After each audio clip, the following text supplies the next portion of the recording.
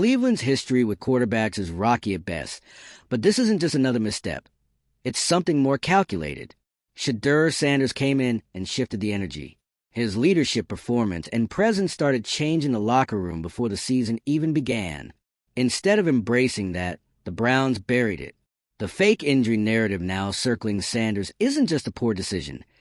It's a window into a broken system that punishes difference and shuns momentum. Rather than cultivate the spark Sanders brought, the team chose to smother it. And that says more about them than it does about him. The real story here is about who the NFL rewards and who it fears. Charisma, talent, leadership. Those should be the cornerstones of a great team. But when those qualities come from someone who won't play the franchise's political game, they become liabilities. Sanders threatens the illusion of control the Browns cling to, and his sidelining is a symptom of a league still more comfortable maintaining hierarchies than breaking new ground. In sidelining Sanders, they're not protecting the team. They're protecting the status quo. The NFL is no stranger to drama, but this feels different. If you're into the real story and all the messy twists they don't show on highlight reels, go ahead and subscribe.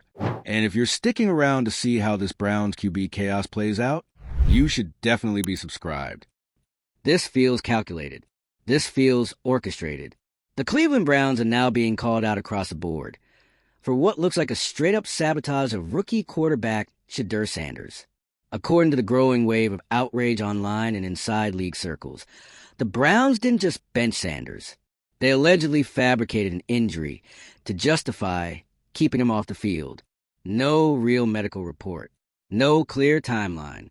Just a mysterious and conveniently timed injury that no one can verify. And the reaction? Widespread disbelief, frustration, and growing suspicion that this isn't just a bad move.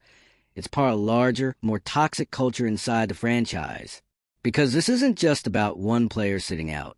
It's about a team that seems more interested in preserving fragile egos and outdated hierarchies than developing real talent. Sanders came into training camp and impressed, period. Analysts took notice. Fans got excited. His performance was sharp. His presence was obvious. The energy shifted. And suddenly he's gone? Not traded. Not demoted. Just quietly tucked away under the vague excuse of a minor injury that somehow turned into a complete vanishing act. It doesn't add up. And people aren't buying it. The bigger story here is what that decision says about the Browns organization. Because this kind of move isn't about health. It's about control. The Browns, according to this narrative, didn't bench Sanders because he was struggling. They benched him because he was shining. Too brightly, too quickly, and in a way that threatened the current power structure. And this is where it starts to feel deeper than just one team's bad decision. This is a systemic fear that exists in professional sports, especially the NFL. The fear of disruption. The fear of competition from the inside. The fear that someone younger, faster, more charismatic might shake things up before the gatekeepers are ready to pass the torch. So instead of letting the kid compete, instead of trusting fans and teammates to respond to real talent, the Browns reportedly shut it down completely and used a fake injury to do it. That's performative management at its worst. A team prioritizing the story they want to tell over to reality fans are seeing with their own eyes. And when you dig a little deeper, it's not just a Cleveland problem. It's an NFL problem. Because the league hasn't said a word. No pressure on the Browns.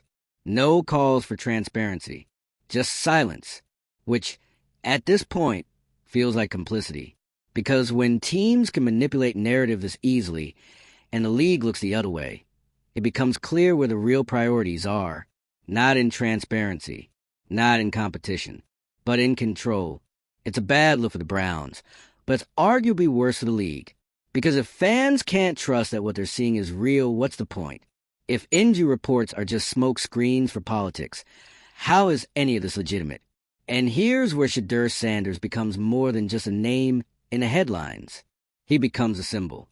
A young player who represents a new wave of energy in the NFL. The kind of athlete who doesn't just bring talent, but visibility. Cultural relevance, charisma. He's the kind of quarterback who changes a franchise's image. And instead of embracing that, the Browns allegedly tried to contain it. Why? Because he doesn't wait his turn. He walks in and commands it. That's the kind of energy old-school executives hate. The kind of presence that forces uncomfortable questions like, why are we sticking with a mediocre starter when this guy is clearly showing more?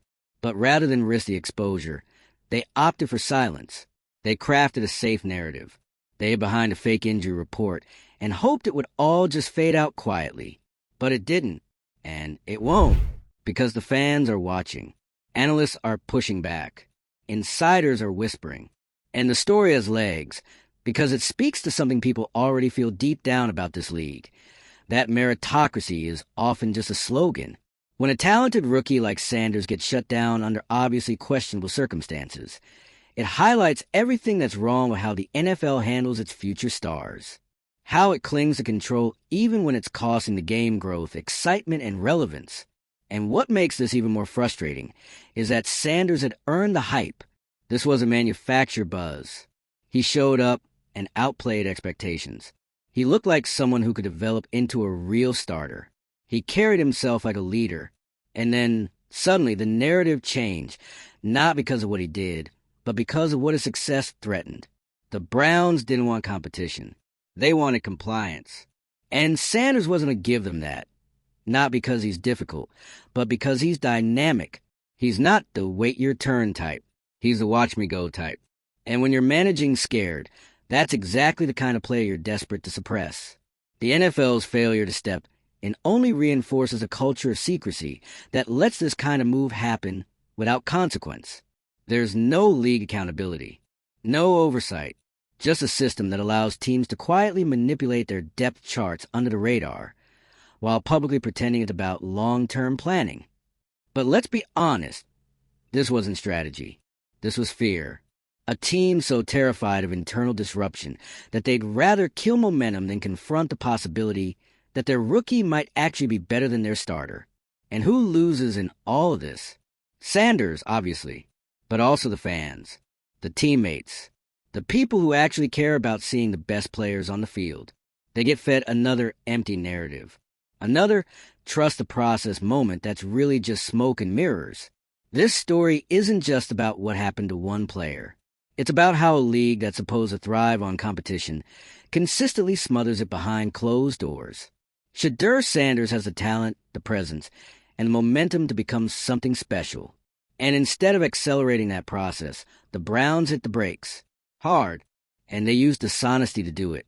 It's not just a bad move. It's a complete betrayal of what the sport is supposed to be about. And the longer the league stays quiet, the louder the questions get. What are they really afraid of? Because if Shedeur Sanders isn't being sidelined for performance or injury, then the only explanation left is fear. Fear of change. Fear of disruption. Fear of losing control. But here's the thing about trying to suppress someone like Sanders. It doesn't work forever. You can delay a moment, but you can't stop it. And when that moment finally comes, when he gets on the field, whether in Cleveland or somewhere else, and proves exactly what so many people already believe, it's going to make this whole situation look even worse in hindsight. So if you're watching this and you're tired of watching teams protect narratives instead of nurturing talent, drop your thoughts in the comments. Do you think the Browns made the right move? Or is this just another example of a franchise choking on its own fear? Hit that like button if you're done with the secrecy. Share this with someone who's tired of the NFL playing politics. And make sure you're subscribed, because this story is far from over, and when it blows up, you're going to want to be here to see who gets exposed next. What the Browns have done here with Shedeur Sanders doesn't just impact one game, one season, or one depth chart. It hits the culture of football at its core. Because when you pull a move this bold and this transparent, you're not just sidelining a player. You're making a statement. And the statement is loud and clear. We fear the future more than we trust it. Let's cut through the PR noise. This wasn't load management. It wasn't a development strategy. And it sure wasn't a health concern. This was a calculated effort to erase a problem before it became undeniable. And that problem was a young quarterback outperforming expectations before the script was ready. Shedeur Sanders didn't step on anyone's toes. He didn't demand the spotlight. He just earned it through performance, through poise, through the kind of maturity that coaches always say they want in their rookies. until it starts making the veterans look bad. And that's exactly what happened. Sanders showed up with a level of readiness the Browns weren't prepared to handle. Not because it was disruptive in a bad way, but because it was disruptive in a way that exposed the organization's own insecurities. When a rookie walks in and raises the bar, it shines a light on the players who haven't been hitting that standard. And for a franchise built more on potential excuses and results, that's dangerous. So instead of embracing the challenge, they buried it. Quietly, strategically, with just enough ambiguity to avoid accountability. That's not coaching. That's not development. That's PR-driven damage control. And here's where the NFL's silence becomes just as damning. Because by saying nothing, by offering no oversight or pressure for clarity, the league sends a clear message to every other team. If you want to hide someone, just call an injury and wait out. There's no investigation, no pushback, no transparency requirement. Just a giant loophole that teams can exploit whenever a player's rise threatens the comfort of the hierarchy. And make no mistake, this is a hierarchy issue. The Browns didn't fake an injury because Sanders was failing. They did it because he was succeeding in a way that made their current quarterback room look vulnerable. That's not a development problem. That's a power problem. The people in charge weren't ready to pivot. So instead of adjusting to what Sanders brought to the table, they tried to erase it. That kind of control isn't just misguided, it's dangerous. It erodes trust from the inside out. It tells players that performance doesn't guarantee opportunity, that timing matters more than talent, that your career can be put on pause, not because you weren't ready, but because you were too ready. And that message echoes far beyond Cleveland. Other rookies are watching. Other agents are watching. Other front offices are watching. And they're seeing a blueprint for how to suppress momentum without ever having to admit it. Meanwhile, fans are being fed sanitized narratives. Phrases like taking things slow, long-term plan, or the all-time classic, he's still developing. But let's be honest, development doesn't look like silence. It doesn't look like mysterious absences from practice. It doesn't look like erasing someone from the rotation with no official explanation. It looks like reps. It looks like coaching. It looks like letting someone earn their place through competition. And Shedeur Sanders? He was doing that. Then the brakes got slammed. Not because he lost a room, but because he was gaining it too fast. There's a reason fans are so outraged. This isn't just another depth chart decision. This feels like sabotage. It feels like a franchise that's so scared of being exposed, they'd rather let the whole building rot than admit a rookie might be their best shot at real progress. The Browns had a choice, evolve or retreat, and they chose the latter. It's the same tired playbook that's been holding the NFL back for years. A refusal to embrace change until it's too late. A fear of letting new voices take over. A preference for control over creativity. And the worst part? They're wasting more than just talent. They're wasting time. Every rep Sanders doesn't get is a rep lost. Every week he's benched under fake circumstances is another week where his growth is being stunted. Not by his own doing, but by a team too afraid to let go of their own narrative. You can call it strategy. You can dress it up in PR lingo. But at the end of the day, it's just cowardice. And the league enabling that? That's a whole other issue. The NFL thrives on storylines. They love a breakout star. They love the underdog rising to the ranks. But only when it fits the mold. Only when it happens on their terms. When a player threatens to rewrite the story faster than they planned, the system pushes back. And Shedeur Sanders didn't just threaten the story. He hijacked it. He made people pay attention. He created buzz without a single regular season snap. And for a team like the Browns, who spent years selling hope with little follow-through, that's a threat. Because if a rookie walks in and changes a vibe that fast, it begs the question, what have you all been doing this whole time? And that's the question no one in Cleveland wants to answer. So they hit mute, disappeared Sanders with thin excuse, and hoped no one would notice. But people noticed, and they're not forgetting. This isn't just a short-term mistake. This is going to stick. Because when Sanders does eventually play, and he will, it's going to be impossible to ignore the way he was benched, silenced, and misrepresented. The receipts are out there. The timeline is public. And the excuses are already falling apart. The only thing left now is for the truth to catch up to the narrative. And when that happens, the Browns are going to look foolish, not just for mismanaging a player, but for missing a moment to do the right thing, to trust talent, to embrace change, to let the best player play, regardless of age, draft status, or franchise politics. Instead, they chose fear, and they wrapped in a lie. The silence is louder than ever. Weeks have passed since Shedeur Sanders was effectively erased from the Cleveland Browns depth chart, and the franchise still hasn't come clean. No clarification, no update, no explanation that holds water. Just the same hollow phrases repeated like a broken record. Day to day, precautionary, we're managing his reps. It's insultingly vague. And the longer they keep spinning this, the worse it looks. Because this isn't just a case of mishandling a player.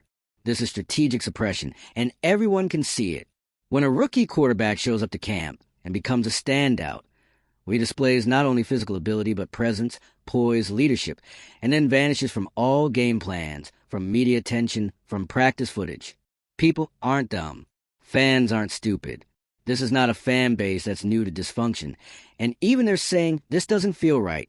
That gut instinct is exactly what's fueling the outrage. And it should be. Because this isn't just the Browns being clumsy. This is deliberate. This is what it looks like when a franchise sees something dangerous. Not because it's broken, but because it's working too well. Let's be clear. Sanders earned his buzz. It wasn't manufactured. He didn't walk into camp with a PR campaign behind him. He earned his spotlight by showing out. On the field, with performance, with leadership, with fire. And that's exactly why the team moved to shut it down. Because when you have a rookie QB outshining the guy you've already backed publicly, that's a problem. Not a football problem. A political one. And Cleveland is a franchise that has always chosen politics over progress. So what do they do when they see a threat rising? They do what they've always done. Protect the status quo. No matter how much it's failed. No matter how transparent the damage control is. The old guard stays. The disruptor gets silenced. And the way they chose to silence Shedeur? A fake injury claim. It's the perfect out. No one can prove it's false. No one can see the medical charts. The league doesn't force clarity on minor injuries. All it takes is a single whisper from the coaching staff. He's not 100%. And boom, he's gone. Problem contained. At least they thought. But what they didn't expect is the backlash. The social media storm. The wave of analysts and ex-players calling it out. The fans demanding transparency. Because this didn't feel like a quiet decision made in the back office. This felt like a cover-up. And the football world smelled it immediately. That's how badly this was handled. Instead of being up front, instead of letting Sanders compete and prove himself, the Browns built a wall. They wanted to delay the conversation, delay the controversy, delay the inevitable reality that their current plan might not be the best one. And at what cost? Not just stalling a rookie's development, but eroding trust with the fan base, undermining credibility, burning bridges with a player who could very well be the future of the franchise. Because let's be honest, do you think Sanders is going to forget this? Do you think he's not keeping receipts? You bench someone with this much momentum, this much upside, under the excuse of a questionable injury, and then keep them buried for weeks with no transparency? That doesn't build loyalty. That doesn't inspire confidence. That makes people look elsewhere. And that might be exactly what happens. Because if the Browns don't fix this, if they don't face the fact that they're alienating one of the most exciting prospects they've had in years, then they don't deserve to keep him. And someone else will give him the shot he earned. That's the thing about talent. You can't bury it forever. Not in this league. Not in this era. Not when the cameras are always rolling and the fans are always watching. Shedeur isn't just another name in the rookie pool. He's someone who moves the needle. Someone who brings energy. And in a league built on storylines and momentum, that's exactly the kind of player who rises fast, unless someone forces him down, which is exactly what the Browns are accused of doing. And it's not just cowardly, it's short-sighted. Because Sanders is the kind of player who doesn't just change games. He changes franchises. He brings fans. He brings attention. He makes you relevant. And the Browns, a team that's been chasing relevance since the early 2000s, had that spark right there on the field. And they blew it. They didn't just bench a quarterback, they bench hope. And that might be the most Cleveland thing they've done yet. And what's the league doing while all this unfolds? Nothing. Absolutely nothing.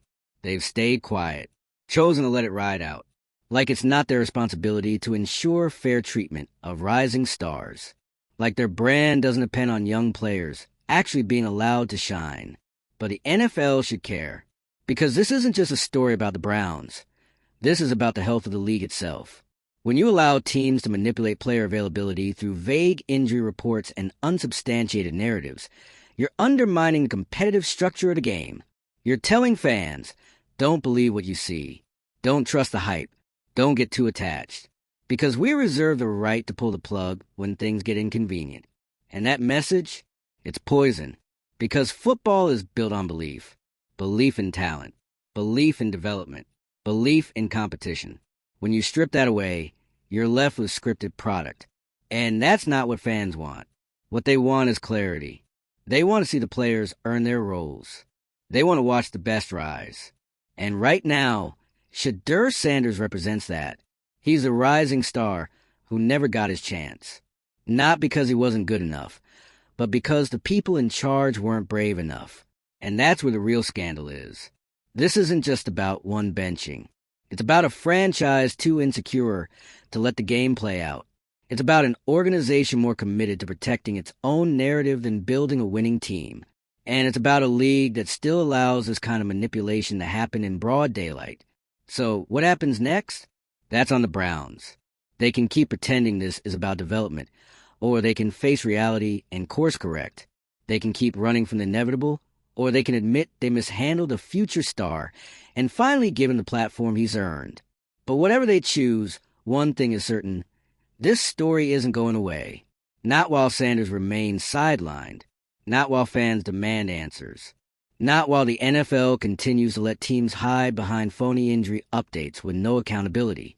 And when the truth finally breaks through, when Shedeur finally steps onto the field and delivers, it's going to be explosive. Because nothing hits harder than a player who had to fight through the politics just to be seen.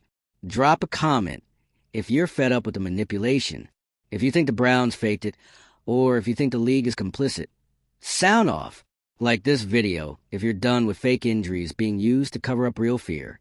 Share it with someone who needs to know what's actually happening in this league. And hit that subscribe button, because this isn't over. And when Sanders finally gets his moment, we'll be right here, ready to remind everyone exactly who tried to stop him and exactly why they failed.